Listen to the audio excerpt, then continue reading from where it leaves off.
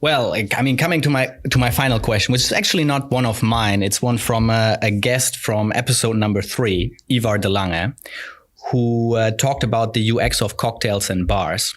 And when I asked him if you had a scientist at your disposal who could look into whatever you want, what is it that you would want him to look into or her look into? And he basically said, what are great menu designs for bars and restaurants? And another one, which was basically, what are great furniture designs and how does posture impact behavior? So on the latter, I don't want to burden you with the latter one because I actually have no idea who I would have to ask for this one. Yes. But on the previous one, the menu designs. Yeah, well, there are people who study this. I mean, there are psychologists who study menu designs, and they study things like, there's some things, there's I think there's 2 aspects of things that are studied there. One is just the physical layout of the menu.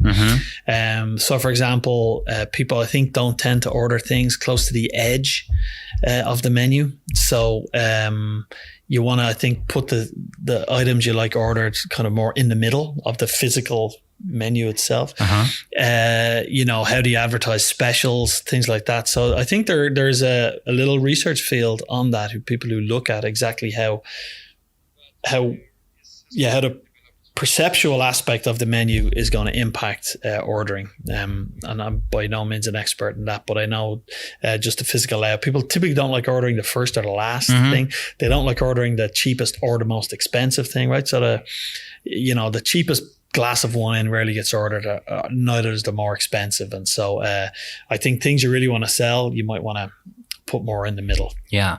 And when it comes to, I also find, I'm curious about this because good friends of mine, they opened their own restaurants and bars. And when I saw their menus, my first question was, why do you have so much stuff on the menu? It took me 10 minutes to read the entire menu and I didn't even make a decision yet. I still need time to process all this.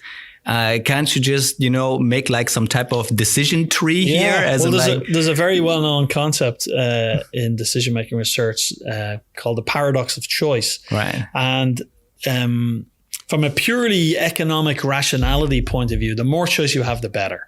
So, if I give you a choice of 100 entrees, the likelihood of you finding the entree that exactly fits your dietary requirements, your mood today, how full you want to be is increased, right? That's just kind of mathematically the case. That the more choices you have, the better. It turns out people do not want more choices, and people would rather have less choices than more choices in a given situation. There's plenty of experiments demonstrating this, that given the choice, people prefer, they don't want no choice, but they want less choice because it's just simply overwhelming to have pages and pages of menu items. And so that's a well-known case where, economic rationality clashes with what people actually want reality. So people don't want infinite choice, despite what marketers like to give them and supermarkets like to provide. Some reasonable number of items is usually considered preferable because it reduces the stress of choosing. Yeah. No, that's definitely good to know. I will pass that information on. Yes. Now, I'm afraid our time has come to an end. I want to, thank you so much for your time in this conversation.